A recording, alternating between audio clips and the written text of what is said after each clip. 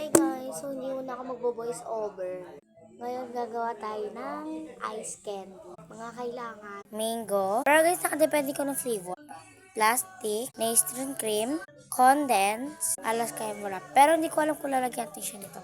Alaska frutada. So tara, samahan niyo na ako gumawa. Ito bowl. Kinuha ko na pa rin bowl, tsaka itong ibo dito ata. So ilalagay ko nito nastron cream. So ayan, tingnan natin. Lagyan natin tong condense.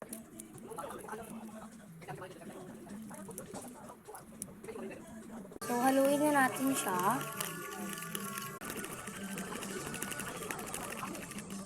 Lagyan natin yung mangga. Ang mangga guys, ipinawin ko pa. And haluin na natin. Nalagay ko na pala dyan yung mangga. And abangan nyo pala guys yung parto kasi patitigasin pa natin to. Anong oras ko na rin naman siya nagawa. Lagyan natin siya ng konting food coloring. O kaya guys, food coloring to sa ice cream or sa food, pwede to. Guys, may kulay niyan.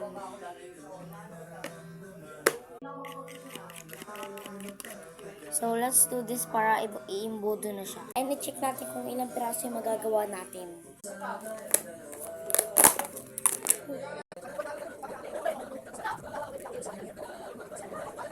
Ilang gabi na.